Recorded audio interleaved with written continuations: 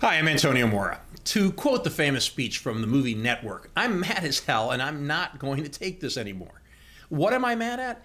Everyone and everything that is splitting this country apart, causing confusion and hurting a united response to the COVID-19 crisis. I'll start at the top where the buck should stop, but never seems to when it comes to President Trump. He cares more about attacking the media, the WHO, China, Democrats, and the Tooth Fairy than accepting some responsibility for moving too slowly. For once, accept you made a mistake, wasting time in late January and February when you repeatedly minimized the crisis. Maybe that will silence the endless questions from the media about that failure. And it was a failure. Top Democrats should eat their humble pie as well and fess up to their own mistakes and hyperbole. Joe Biden is trying to argue that he did not slam Trump as xenophobic after Trump's relatively early move to restrict travel to and from China. Somehow, the Biden campaign wants us to believe that accusing Trump of hysterical xenophobia, that's a quote, right after the restrictions, didn't have anything to do with the partial travel ban. Sure, we were all born yesterday.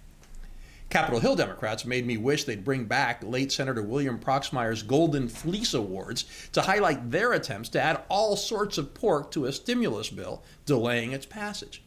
New York's Democratic leaders also moved way too slowly to respond in the early days of the outbreak. People who live in glass houses shouldn't throw stones. The reality is that across the political, geographical, and ideological spectrums, people refuse to see the other side and insist their position is the only correct one. My colleagues in the media are among the worst. On the left, CNN and MSNBC love how the crisis is improving ratings and haven't met a story they don't want to sensationalize, especially if it can hurt Trump. With their news judgment clouded by a relentless focus on attacking the president, supposed news anchors act as mouthpieces for the Democratic Party. At White House press conferences, their correspondents, and often those of the mainstream media, prefer to constantly ask childish gotcha questions, choosing to relitigate Trump mistakes over objectivity and informing the American public. On the right, Fox News hosts have embarrassed themselves over and over again with their knee-jerk defenses of their man in the White House. I'm not sure if Trump follows Fox or vice versa, but it feels like watching synchronized swimming as their respective talking points perfectly match each other's. Fox will most often choose to focus on Trump's latest scapegoat than on more important information. We are constantly faced by what's up is down hypocrisy. Look at conservatives. Historically, their creed has called for limiting the size of the federal government and the scope of its powers. Their dogma is originalism, respecting the Constitution according to the Founding Fathers' intent. Did that stop some conservatives from supporting Trump's absurd claim to total authority over the states? Nope. James Madison rolled over in his grave. On the other hand, liberals who have complained bitterly about Trump's alleged dictatorial tendencies have blasted him mercilessly for not being authoritarian enough when it came to shutting down the whole country.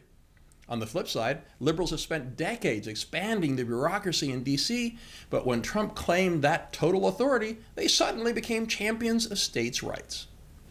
Doctors are right to be worried sick about hospitals being overwhelmed.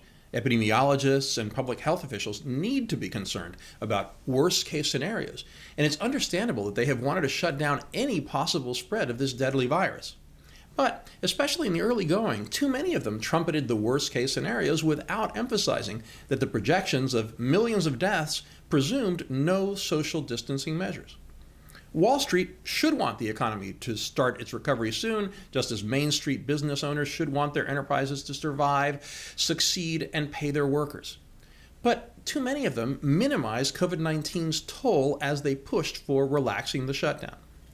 This combined health crisis and financial catastrophe is of a magnitude that's never been seen before. Those who focus on health are right to, but so are those who insist wealth can't be forgotten. People are dying by the tens of thousands. Hundreds of thousands are getting sick, many of them extremely so. But we can't forget the health consequences of the economic devastation. And viciously attacking those who want measures relaxed helps no one. Tens of millions have lost their jobs. People who have never conceived of going to a food bank are waiting in long lines. But folks who want the economy reopened quickly can't forget that an out-of-control virus could have far worse economic consequences. Their merciless attacks on social distancing advocates help no one either. It's easy to dramatize deaths, as CNN does permanently on our screens. It's harder to highlight the misery of the millions who have lost their jobs and whose families are suffering. Both matter. I don't doubt that most Americans have good intentions and want what's best for their country. Many are being their best selves, from heroic healthcare workers to supermarket employees who put others' needs above their own. All solutions are likely to be imperfect, but the public interest must take precedence over self-interest. Many books have been written and will be written about why the United States are so divided. All I'm asking is for people to just try and see the other side. That way, we have a better chance of reaching those compromise solutions that are best for the American people.